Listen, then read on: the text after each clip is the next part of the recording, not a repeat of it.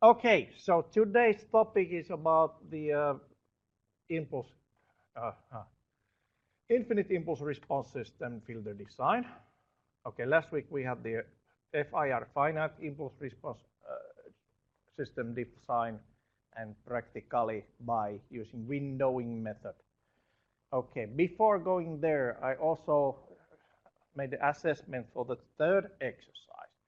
So I would like to also a little bit visit this frequent mistakes on exercise returns. Okay, please, that is your checklist before you click submit. Okay, please check those. I'm still getting answers that does not follow that one. Okay, everyone with the link can comment. That should be the setting on that answer sheet, and all the attachments should have the everyone with the link can view. Okay, so there are still some returns we did not follow that rule, and okay, meaning that I cannot give any feedback, and meaning -1 point. What else? Missing explanations, yes. It's better to explain more than less. I need to basically, if there is an error, the only way I can actually see where the error is if there is enough of explanations, all the MATLAB commands.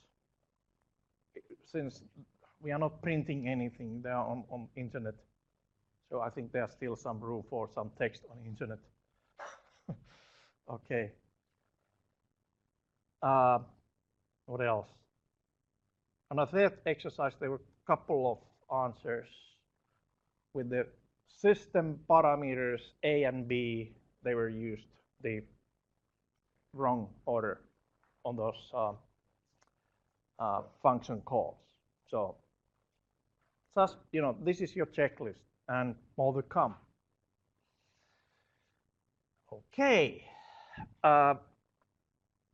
Today's exercise, yes.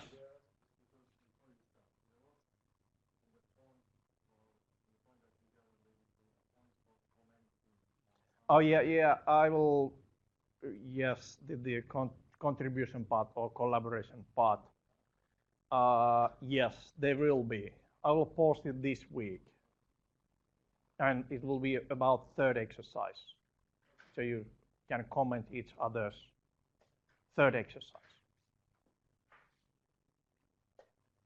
But I will post it probably today and give you about 1 week to do commenting and answering. Okay. All right, so today's topic, actually 2 topics, filter design 2.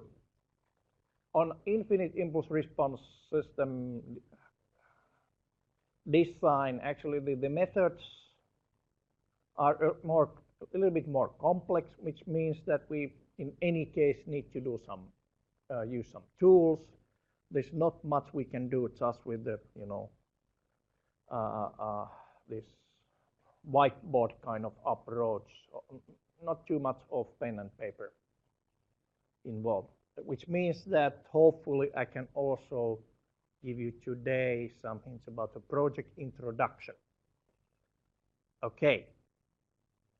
And then we have this exercise 5. My idea is that you would think about those projects for 1 week, and next week you would know which one of those, or if you have your own project topic, okay, you feel free to make a suggestion. Okay, and next week we probably have more about the projects than anything else. I want those to get started, and another thing, I'm not here for the whole day. tomorrow, next week, Monday, I need to be in Tallinn at was it 3 p.m. at latest, so it means that I need some time to travel there. So we might actually start a little bit earlier.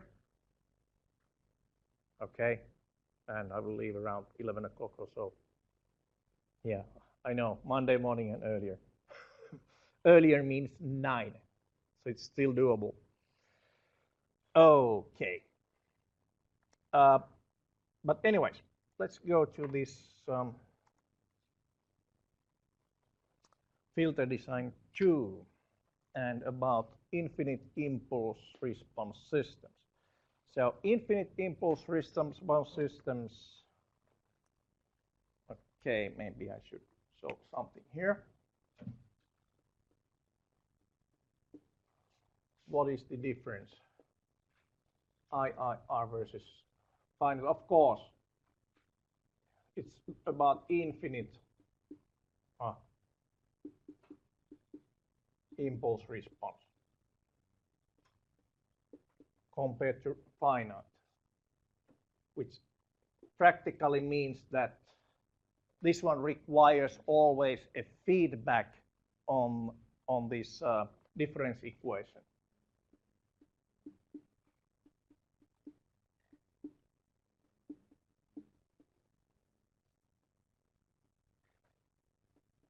Meaning on difference equation, we have something like that, k from 0 to n, b k x n minus k minus k from 1 to n, 8k y n minus k. Okay, so we have the ak terms are non-zero. Not just the first term, the a0, which is generally speaking 1, unless otherwise stated. But also these are not zeros. And that's a requirement. Otherwise, it would have only this term and it's always finite. Okay. So basically what it means that we also have, okay, this is starting to,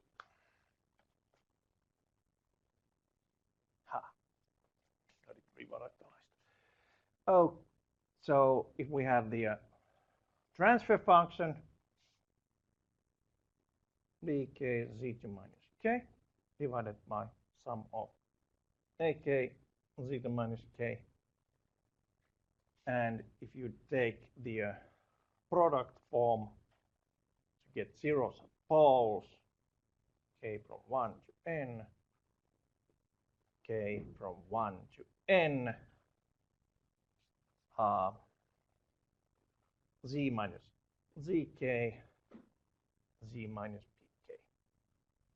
Okay, it looks like that. And Argon's diagram, zeros and poles.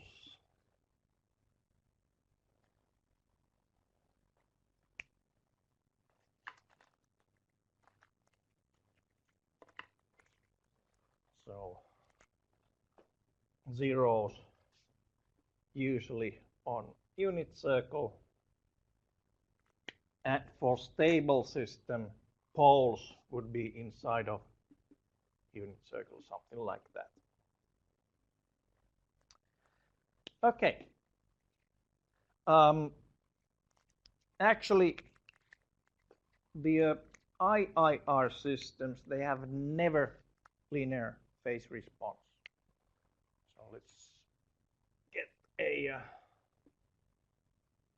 the frequency response.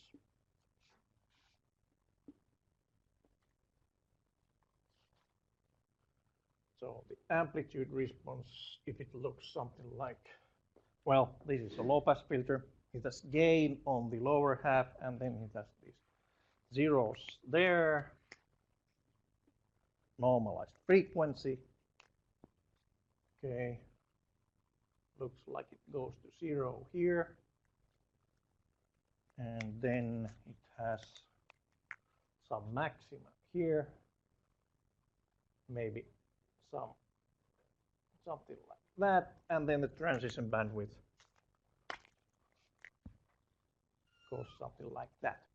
Okay, that will be the amplitude response, roughly. But the phase response,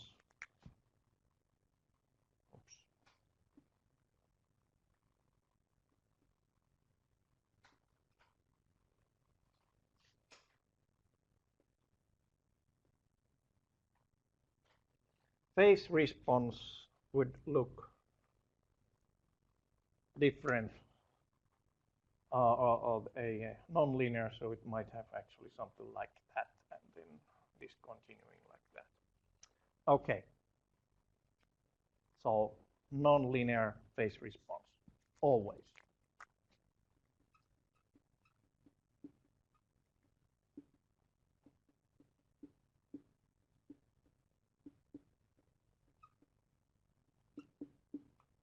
Okay.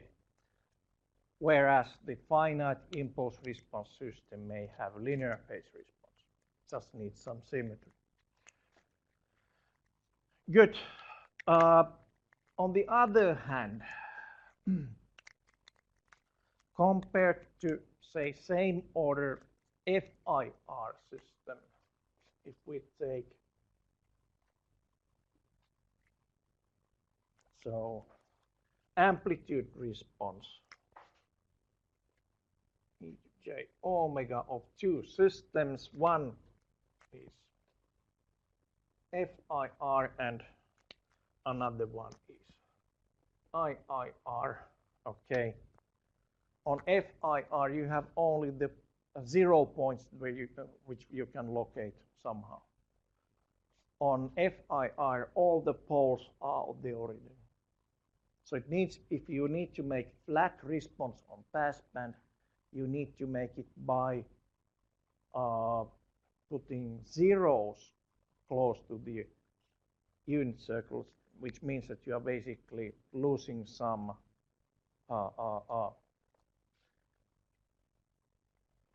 you're losing some calculation bandwidth there. Okay. Simple design. Oops.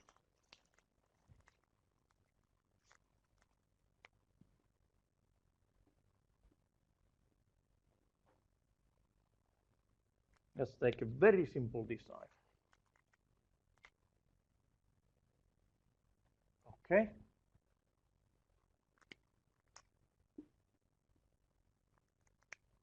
This here would give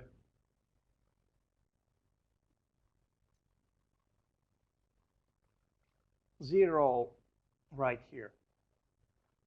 But if we didn't have any other zeros, we would have something like that as a amplitude response. If we want flatter, so if we want to make the passband flat, we actually need to push this one down by adding 0 here, which is just, it's not on the unit circle, it doesn't go. The amplitude response doesn't go to 0, but it has a local minimum. So it pushes that one back. And for linearity, we also need another 0 here for the linear phase response. So basically, this is for to flatten the passband. This one is for actually, that's the linear phase response.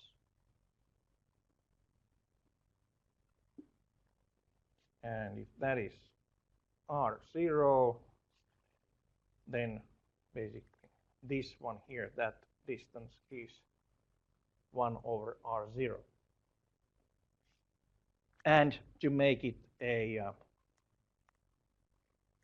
real system, then we would have 4th degree pole at the origin. Well, you can just use the z-plane to see that is the case. Okay, so linear phase response requires that one, flat passband requires that one, and then we will have the flat passband. Okay. And then we can actually start adding these zeros here to push this stop band attenuation higher. Okay, but for IIR, we could actually start. Let me put some of these just for fun. I'll also put 1 0 here to make my point. For IIR, we could start with this one, the same zeros, okay? So it goes like that. But then instead of, so that's still the same from where we start from. Instead of flattening by putting some attenuation for this passband, we can put some gain on that corner by adding poles.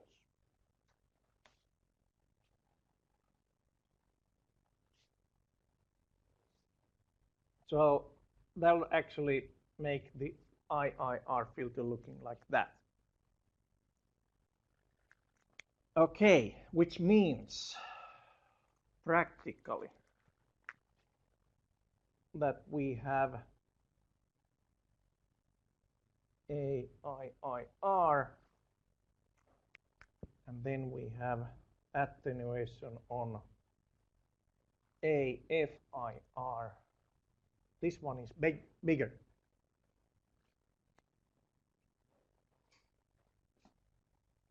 To make the FIR stop band going lower, we need to add more zeros here. So we are actually, every time we are adding 0 pair there, we are increasing the amount of calculations to be done in order to achieve that amplitude response. On IIR, we don't need to add zeros, since we can adjust the gain by those poles. So it's more efficient way of getting better the response on stop band, if we can tolerate that we have nonlinear phase response. What kind of applications we don't care about the phase response? Well, a lot. Audio, any audio filter. We really don't care about if the phase response is flat because of air. There is so-called wavelength dispersion on air, meaning that different frequency signals in air will propagate differently. In any case, you will get the time difference between different signals. So the phase response really doesn't matter that much on audio, these audio filters or audio systems. Okay, then there are these equalizers. That's also audio. Another one where actually it's not about the phase response anymore.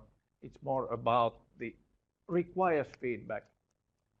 If we make a very long feedback, we can start reducing the echo. For example, on the what made GSM so much better than those old analog systems that were already NMT, old analog systems that were already there when GMS came. It was because it was digital. You could apply digital filters. especially for echo cancellation. So now the echo cancellation is done on these networking things for the mobile. So mobile networks, that does the echo cancellation for you. If you have tried the, say, teleconferencing with some freeware software and it didn't, you get feedback and that kind of thing, usually you hear it as a loud, high tone frequency. It means that there is no echo cancellation. But it was free. Okay. So feedback reduction. Then, okay, high Q factor filters. High Q factor means that the center frequency over the bandwidth is high, meaning narrow filters, like in telecommunications.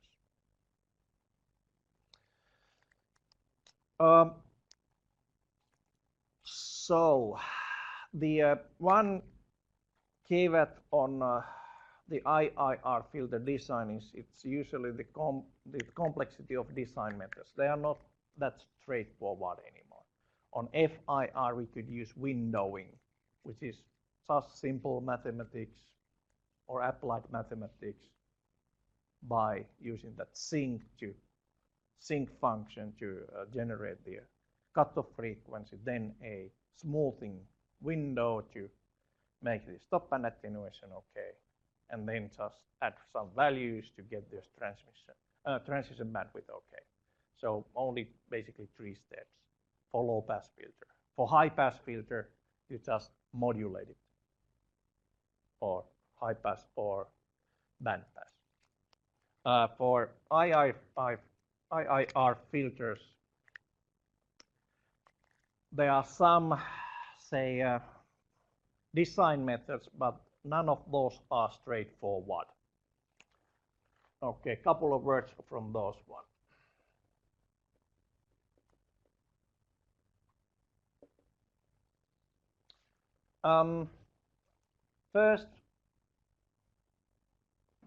First filter design method is so-called bilinear transformation.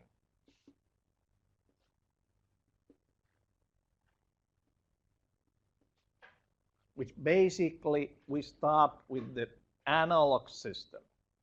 Okay, analog system, meaning a real, you need to know the h of s from, for example, a quite complex circuitry.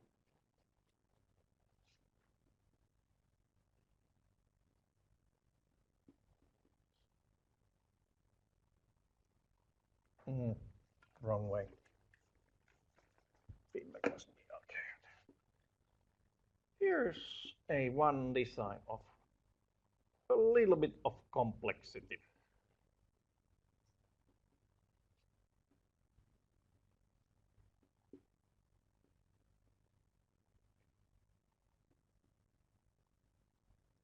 Oh,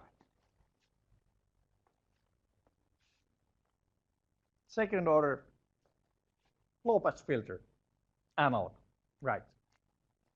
Anyone? Does it ring a bell for anyone? Oh yeah. And basically, getting the parameters right is a pain, unless you have a design program.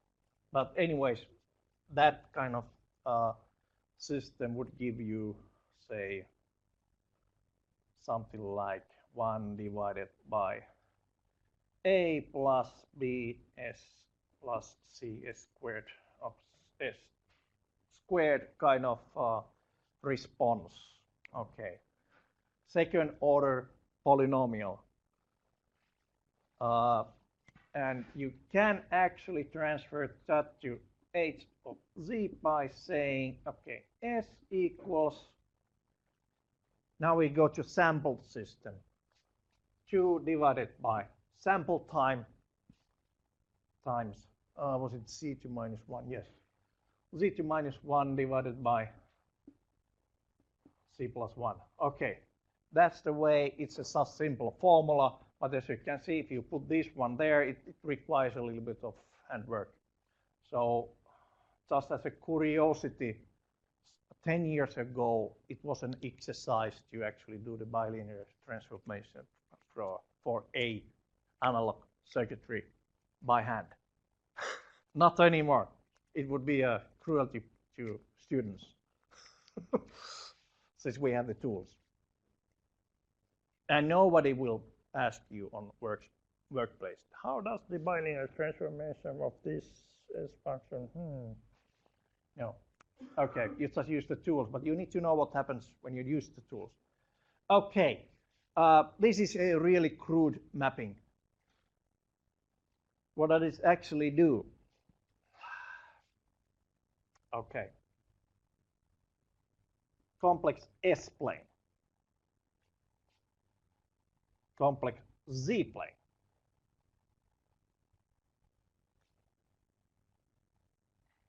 Okay. So for stable system, the poles of a stable system are on the left-hand side, right? Somehow, magically, they will appear on the inside of the unit circle. And that's the magic, what it does. For stable system poles, it actually transfers everything on the left-hand side inside of the unit circle. Okay. And then basically it also introduces, as you can see, it has both the numerator and denominator. So our digital system also have the numerator and denominator. Well, that's because that's the only way we can actually apply a signal to the system. You also must have that one there. So you will get also zeros, and bilinear transformation transforms those zeros to -1. Okay. Couple of things what actually happens there. In one sense, the bilinear transformation takes the imaginary axis on both sides, so -infinity and infinity, and warps it as a band, like that. And basically, the frequencies are considered to be on the range of, on the radius of some omega in this S-plane. Okay. So basically, the for system, this kind of sort of makes sense if you think of the amplitude response now. Okay. The amplitude response for that digital system goes to 0 at the Nyquist frequency. Here the amplitude response goes to 0 on plus and minus infinity radius, or actually infinity radius. So in that sense, okay, can I fit it somewhere? Yes, I can. Digital system response would look something like this. That's a 0, so linear scale. Digital system response would look something like that, while the analog system would go to infinity like that and further. So it basically goes asymptotically closer to the 0, never reaching it. So actually, the nice thing about bilinear transformation is there's absolutely no aliasing effect. Remember, we started with the this FIR design by that, just sampling the impulse response. But then you get basically here you get aliasing effect. So the amplitude response goes a little bit higher than it should be. On bilinear transformation, you don't have that problem. It takes the infinity frequency and puts it to the Nyquist frequency. But it a little bit warps the space here, a little bit. So minus infinity and plus infinity goes to that point. Another way of thinking is, okay, the real axis. No, wait a minute. It's the real axis, imaginary axis. No, never mind. Never mind. I get myself also confused now. So don't be too alarmed if you got confused. So anyhow, that's just a simple formula. Substitute S with this kind of formula, you'll get a digital system. So where you can apply this? If you have an analog system that you want to model as digital, okay, like everything in the world, you can fundamentally make a function of S. Everything time dependent, even mechanical things. So how you simulate mechanical things in digital world, especially if you have a real world thing that you are driving digitally. This is the way how you simulate it. Just use high enough sampling rate, then this warping doesn't do any harm to you. Okay. Let me take a couple of pictures and then continue.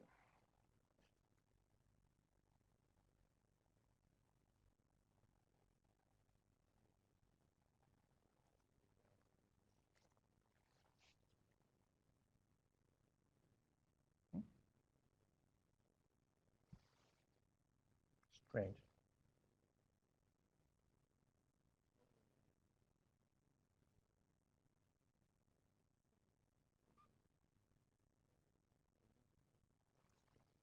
Oh.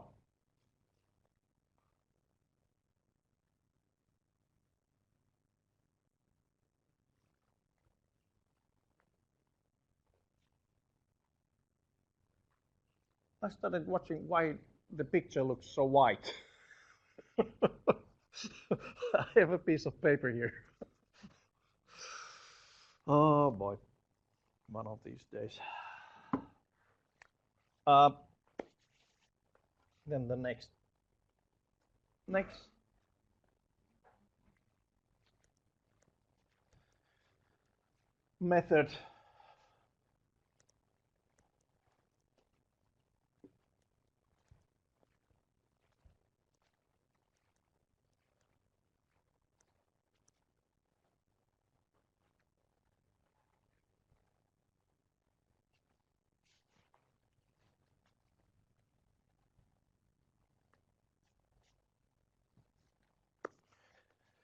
Next method is about, well, parametric modeling.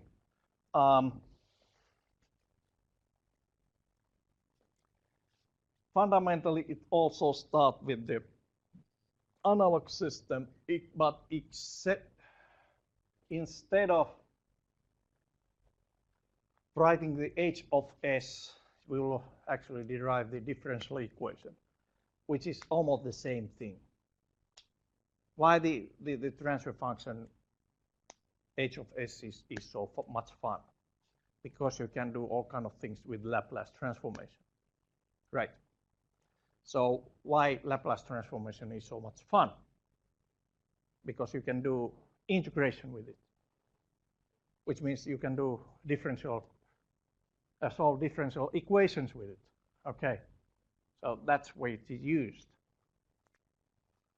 But the parametric modeling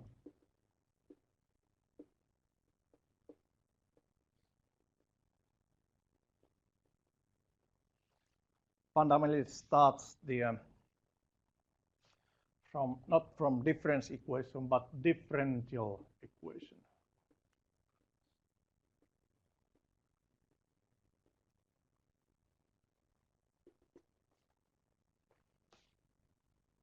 Where of analog system, and then if we have a time derivative, say dx over dt, that's the function of time, that actually you replace that what?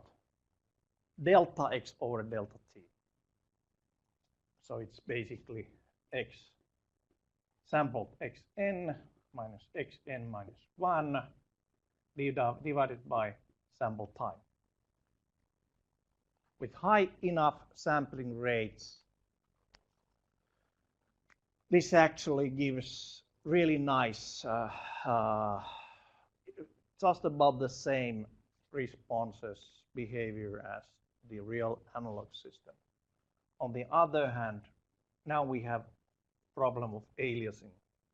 So if we have the amplitude response of the digitized system, when the analog system actually amplitude response, if it goes like that, the aliased spectrum of that one would look like something like this. So that's the Nyquist frequency, normalized frequency space. This one more or less overlaps here, turns back, and so on. So at the end, you will have aliasing on your design.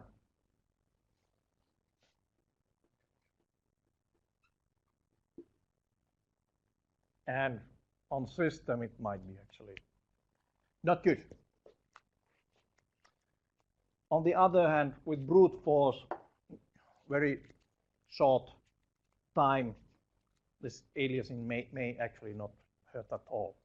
But you know, this one doesn't distort the frequency space at all. It's still the same frequency space, while the this bilinear transformation does bad things for the frequency, the physical frequencies. Okay, then, so that's both of these start from analog system. But since we are living in a digital world, we are living in a digital world, right? Was Madonna 80s? Yes, it was. Sorry about that. I remember the time when Madonna was young. Isn't that pathetic? Okay, direct design. This is a real digital system design. Everything is done in digital world. Okay, so basically, you know, we have the h of z.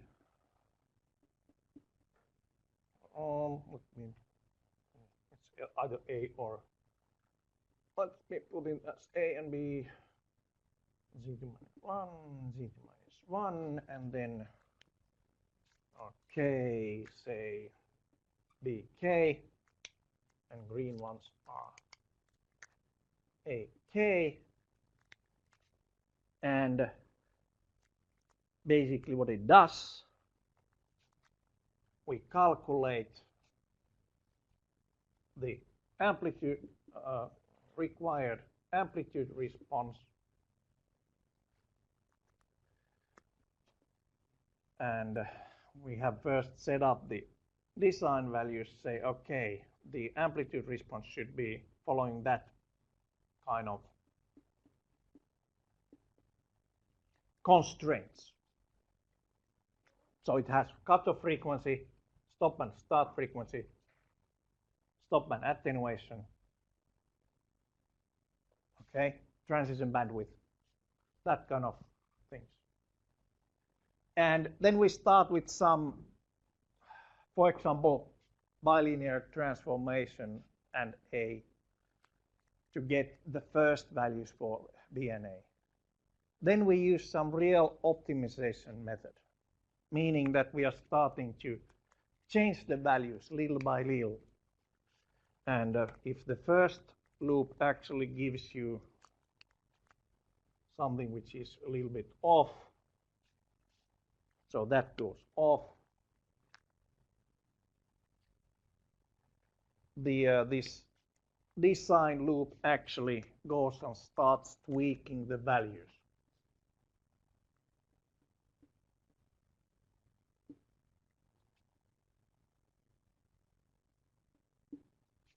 A bit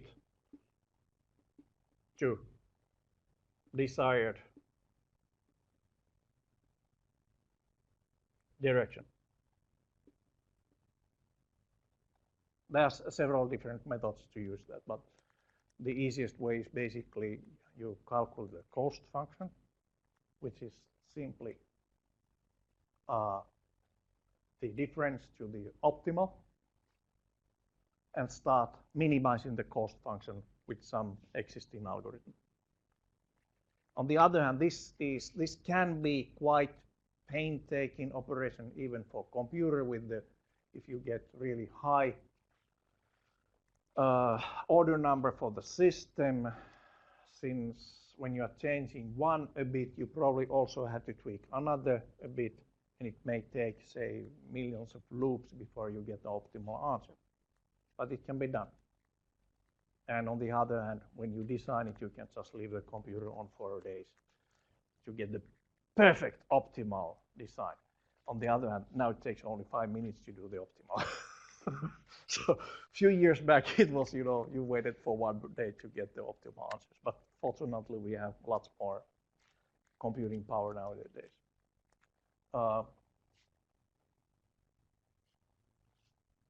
Until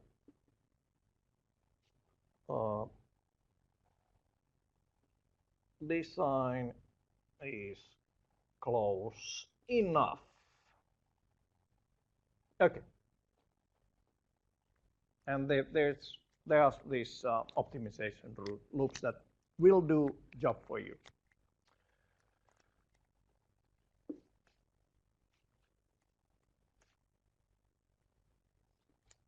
Actually, you can use also optimization loops to do FIR filter design.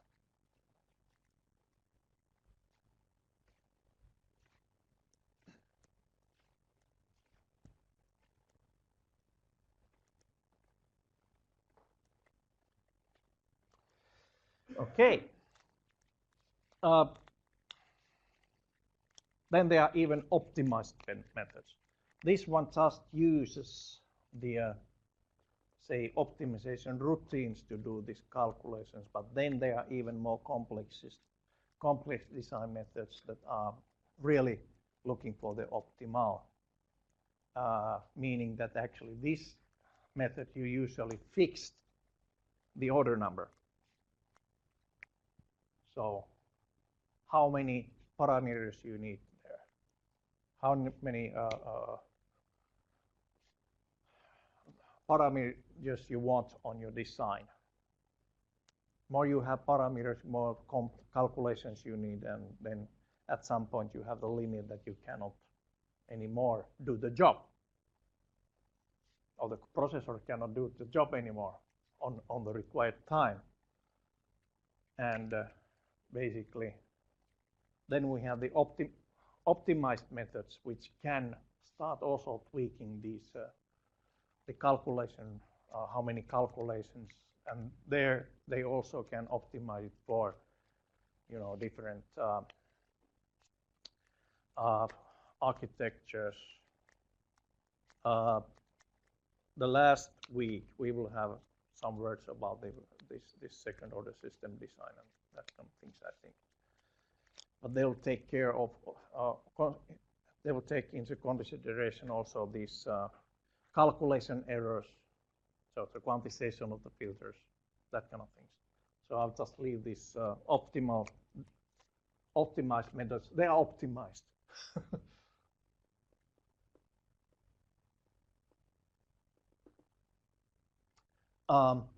Yeah, they are the best. Okay.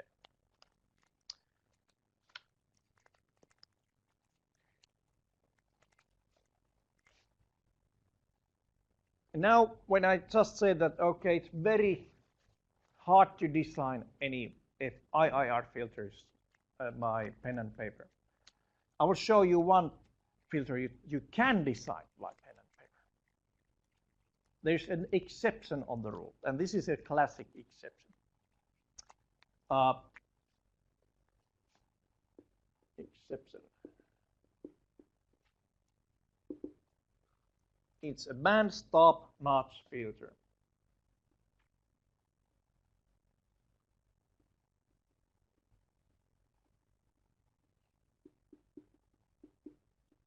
Band stop filter.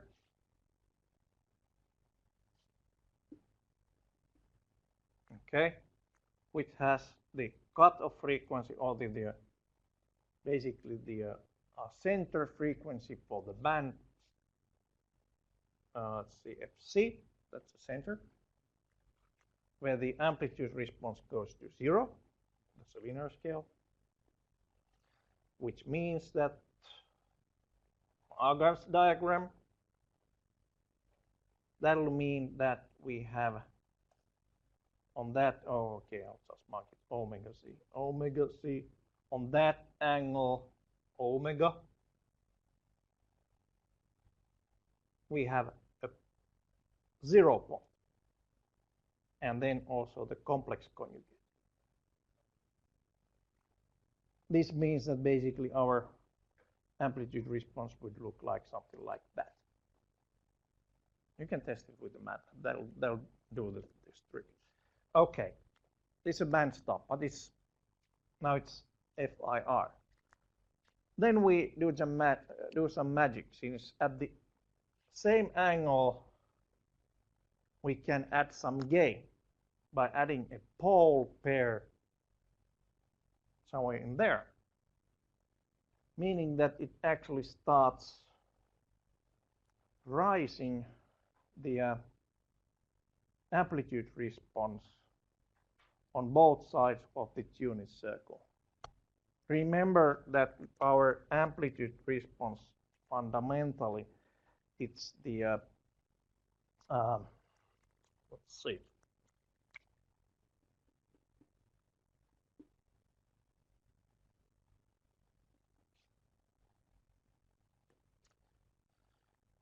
It's the product of, in this case, product of only two terms, z2 minus z1 and z2 minus z2 and z2 minus, oops, pole 1, pole 2. So that place is pole 2. This is, I don't know, pole 1, pole 2. Okay, that's complex conjugates. Okay, and these are just the distances of that point e to j omega. Distance to that one. Okay, another distance here. Product of those divided by product of these.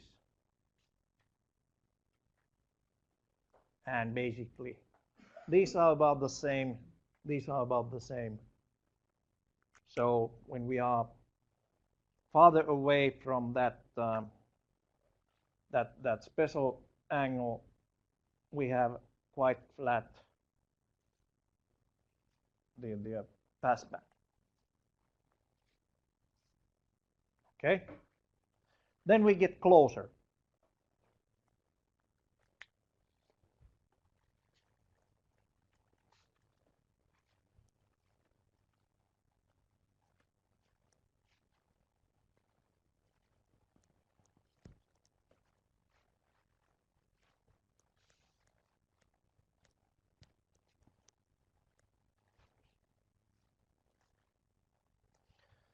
Then we get closer to the unit circle. I will just draw it like that.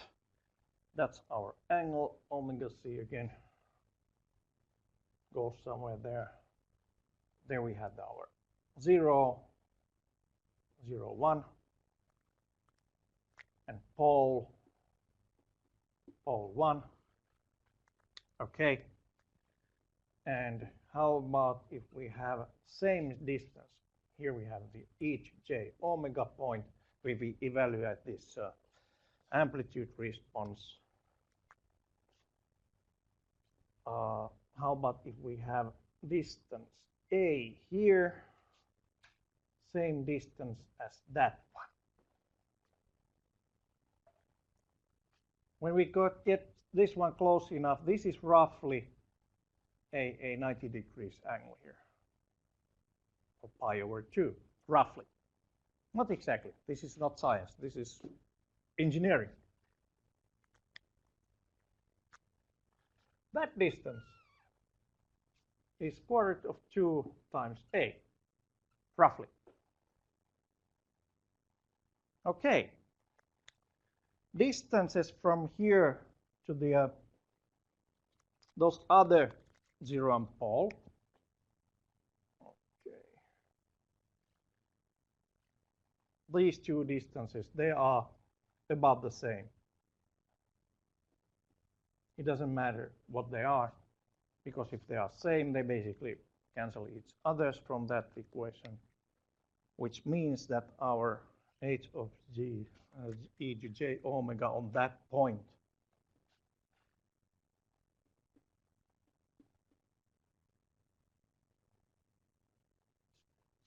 is roughly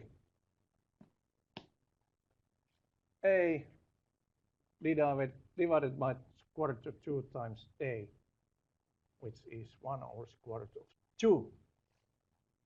Amplitude response has been going down by the factor of 1 over square root of 2, meaning minus 3 dB point. Ha!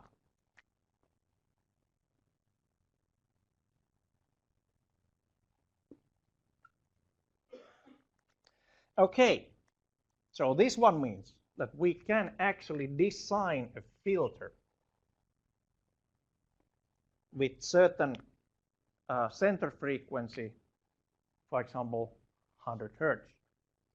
If you want to get rid of all of the 100 Hertz line humming noise on your signal, then you could actually apply that one.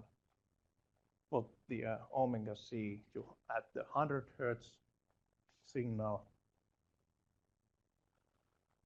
and then put the pole so that you will get that same a distance here.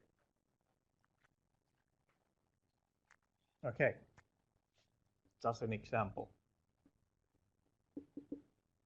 If we have a sampling bit fs, 2 kilohertz or kilo samples per second, and our fc is 100 hertz. Let's put the delta fc equals 50 hertz. Okay, this would tell me, okay, that my omega c equals fc over fs times 2 pi. Okay, it's just linear mapping. Our 100 hertz divided by 2 kilosamples per second times 2 pi. While actually this one here with the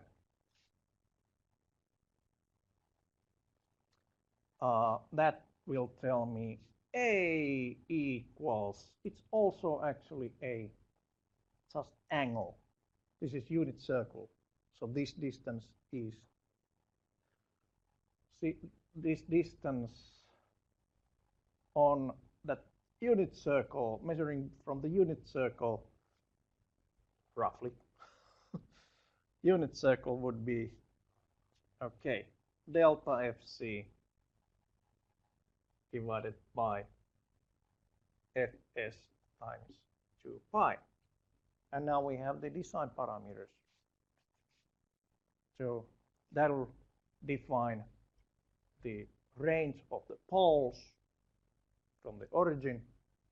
Well, that was A, meaning the R part here is 1 minus A, distance from origin. And we have all the design parameters for the this notch filter to start getting rid of that humming noise. Okay. Yeah, a couple of pictures. Good. Let's take a closer look on the this display now.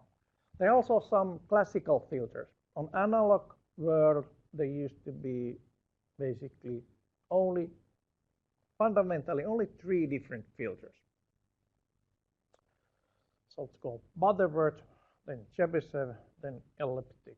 Elliptic was done only almost only on radio frequencies. Actually, there were also fourth one, which was called Bessel, which is almost linear phase response, but on digital systems we have these finite impulse response systems that will give exact linear phase response, so we don't need Bessel filter anymore. But there are still these classical filters. These Butterworth and Chebyshev filters are fundamentally they are analog filters which are then transferred to digital domain by bilinear transformation. So Butterworth and Chebyshev type 1 are then elliptic. Yeah, that actually also puts some zeros, and on analog system putting zeros is not that easy. You cannot get exactly zero response on analog systems on any frequency. You always have some non-idealities in the real world. Okay, but those are basically the differences. So Butterworth, you have maximally flat band pass band. So you can get exactly flat pass band, which sounds good for audio, for example. On the other hand, if you can tolerate some ripple, meaning that if you don't need exactly flat pass band, then you can actually use either Chebyshev or elliptic. The fundamental difference between Chebyshev and elliptic, Chebyshev's all the zeros are at -1 because of bilinear transformation, which means that the transition bandwidth actually is what it is. You can only affect that one by adding some more orders. So add some more stages on that filter. But elliptic actually also takes those zeros from -1 and starts spreading them on the stop band in some very optimized manner, which is this time it's quite mathematical formula you can apply there. So these are not optimized at all. More or less they are like, say, the bilinear transformation type. Elliptic is basically, I would say, in between of direct design and the direct and let's see, parametric modeling, I would say. Okay. On the exercises, we'll take a closer look on those filters. But they are good starting points. Classical filters for IIR filter design, they're good starting points. Then, okay, this is kind of nice trick.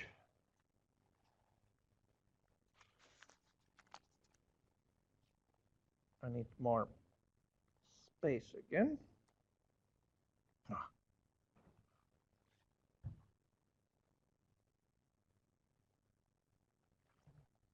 The scribbles.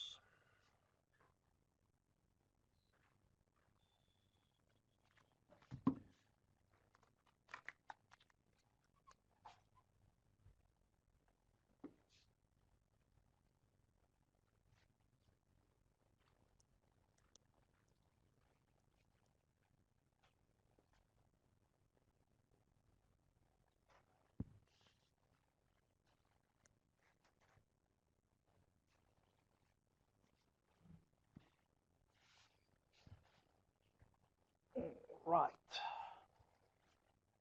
It's getting messy. Okay, zero phase filter. It's not actually a filter design, but it's an implementation. But this is a nice trick for recorded data, not real time. You cannot do real phase, this is zero phase, no. But how to make not just linear phase response, but zero phase response.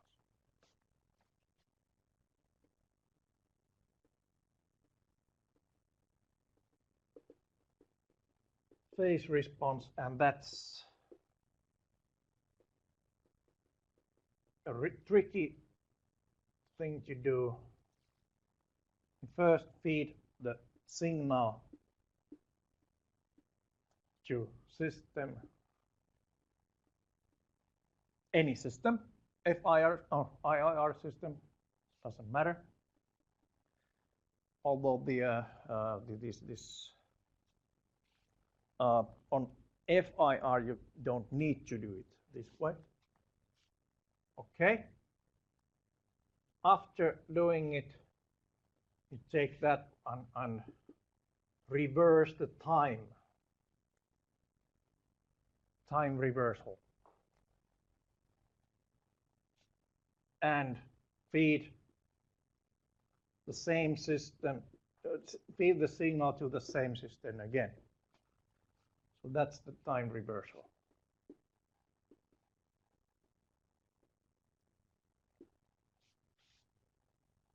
And then you, at the end, switch it back so you have the correct time. Well, this one does. Okay, if we had any phase response here,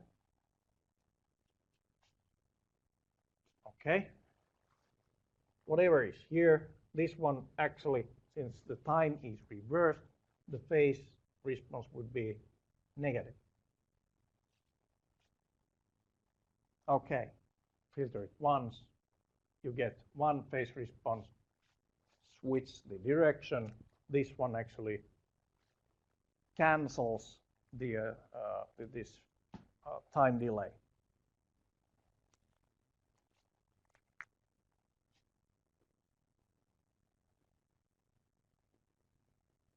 Cancelled. Okay, which means that this signal doesn't have any delay at all. So it sounds like a non-causal system. It's not about good or bad. It's just about, if the thing can be done. But anyways, this gives the signal as it, the phase will remain exactly the same for all the frequencies. And well, it just affects on the amplitude response, but can be only used for recorded data, not real time.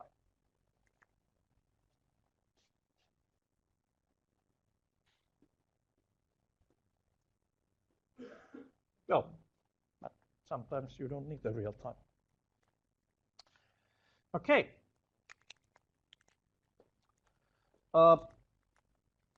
Another curiosity.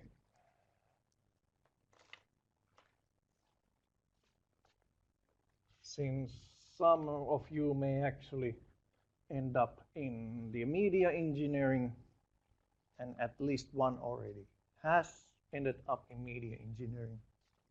That guy. Okay. So especially for image processing, there is a so-called median filter.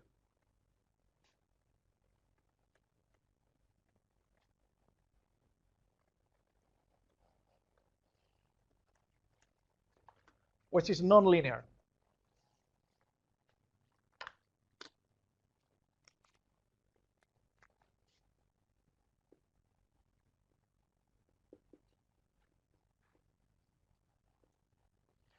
Simple. Let's compare it with the average, running average.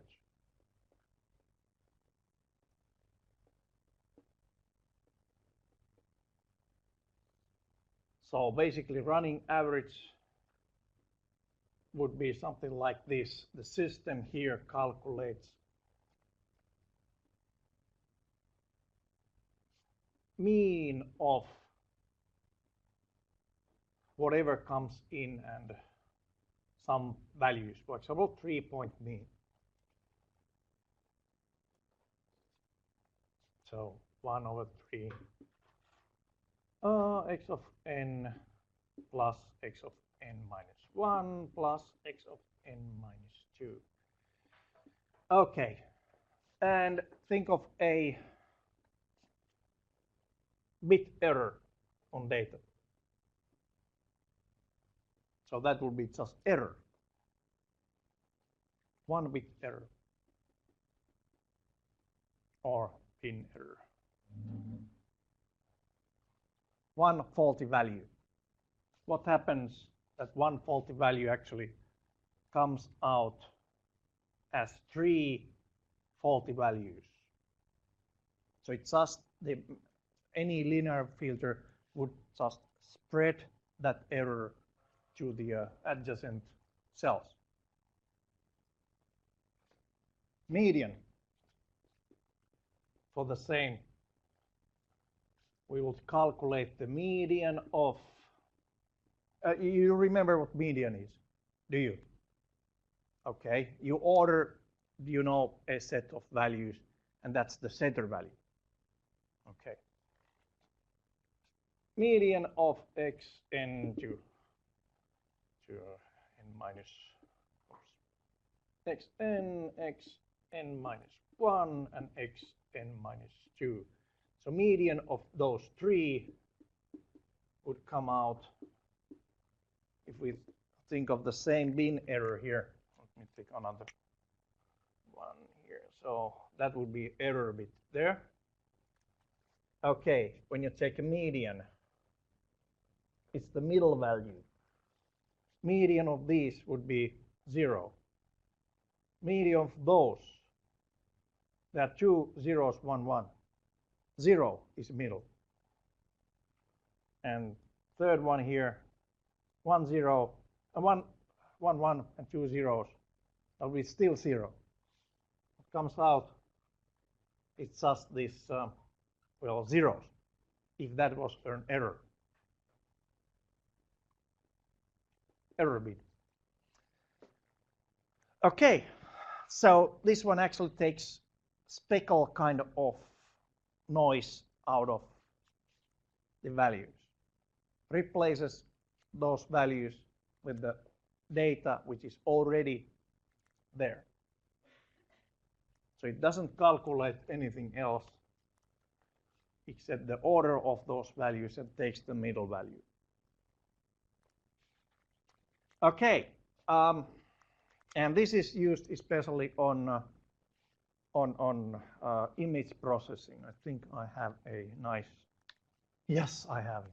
Median filter in 2D on that slideshow. There's a low pass median filter, and there we would actually calculate the median on 2 dimensions. For example, taking the next cells left and right and low and up cell. That's one single pixel. And I say, okay, that's a bad pixel. if I then take a 3 by 3 median, well, this example is 3 by 3 median, what is the most common value there, which is the median? Well, that's a gray cell. Okay, so basically after filtering, it cancels out that single burnt pixel. Match filter, I'll leave it like that. And that basically today's